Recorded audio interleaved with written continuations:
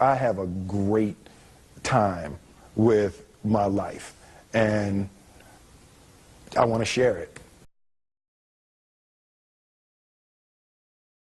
I love living.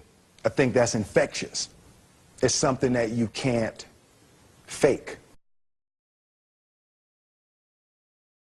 Greatness is not this wonderful, esoteric, elusive, God-like feature that only the special among us will ever taste. You know, it's something that truly exists in all of us. It's very simple. This is what I believe, and I'm willing to die for it. Yeah. Period. It's that simple. I know who I am, and I know what I believe. I know who I am, I know what I believe. That's all I need to know. And that's all I need to know. So from there, you do what you need to do. Yeah. You know, and I think what happens is we make the situation more complex than it has to be. Because we're looking for complexity. There's got to be something complex to understand. It can't be that easy. You know.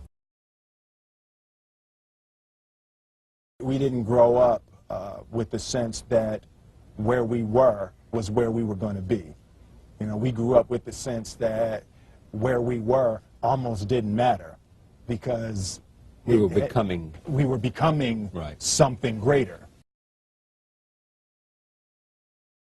The separation of talent and skill is one of the greatest misunderstood concepts for people who are trying to excel, who have dreams, that want to do things. Talent you have naturally. Skill is only developed by hours and hours and hours of beating on your craft. I've never really viewed myself as particularly talented. Where I excel is ridiculous, sickening work ethic. You know, while the other guy's sleeping, I'm working. While the other guy's eating, I'm working. There's no easy way around it. No matter how talented you are, your talent is going to fail you if you're not skilled. You know, if you don't study, if you don't work really hard and dedicate yourself to being better every single day, you'll never be able to communicate with people, with your artistry, the way that you want. So the only thing that I see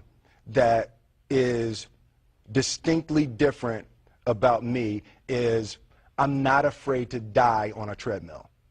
You might have more talent than me, you might be smarter than me, but if we get on the treadmill together, right, there's two things. You're getting off first, or I'm going to die. It's really that simple. One summer, his dad tore down a brick wall on the front of his business and told 12-year-old Will and his 9-year-old brother to rebuild it, a job they said was impossible. It took them a year and a half, but they did it. And he said, now don't you ever tell me it's something that you can't do. You don't try to build a wall. You don't set out to build a wall. You don't say, I'm going to build the biggest, baddest, greatest wall that's ever been built. You don't start there. You say, I'm going to lay this brick as perfectly as a brick can be laid. And you do that every single day. And soon you have a wall. And soon you have a wall. you know, it's an idea that my grandmother always had, that, you know, if you're going to be here, then there's a necessity to make a difference. She always instilled the responsibility, the spiritual responsibility that you have to make every group you come in contact with better. I want to do good. Yeah. I want the world to be better because I was here. I want my life, I want my work, my family, I want it to mean something. And it's like, it has, if you are not making someone else's life better, then you're wasting your time. You know, like your life will become better by making other lives better. I want to represent an idea. I want to represent possibilities. I want to represent the idea that you really can make what you want. One of my favorite books is The Alchemist, Paulo Coelho. And that's just, I just believe that. I believe that I can create whatever I want to create. The first step before anybody else in the world believes it is you have to believe it. There's no reason to have a plan B because it distracts from plan A. I think that there's a certain delusional quality that all successful people have to have. You have to believe that something different than what has happened for the last 50 million years of history. You have to believe that something different can happen. Confucius said, he who says he can and he who says he can't are both usually right.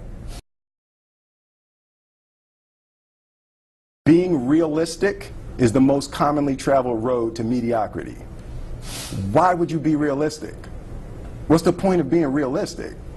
Just put up a barrier. Yeah, I'm going to do it. It's done. It's already done. The second I decide it's done, it's already done. So now we just got to wait for y'all to see. It's unrealistic to walk in a room and flip a switch and lights come on. That's unrealistic. Fortunately, Edison didn't think so. It's unrealistic to think you're going to bend a piece of metal and fly people over an ocean in that metal. That's unrealistic. But fortunately, the Wright brothers and others didn't believe that. And it just seems like such a ridiculous idea to me to embrace the idea that it's not going to happen and that's not real for that to happen. As soon as you say it, now you just made that real. Our thoughts, our feelings, our dreams, our ideas are physical in the universe. That if we dream something, if we picture something, if we commit ourselves to it, that is a physical thrust towards realization that we can put into the universe. That the universe is not a thing that's going to push us around. That the world and people and situations are not something that are going to push us around. That we are going to bend the universe and command and demand that the universe become what we want it to be. I study the pattern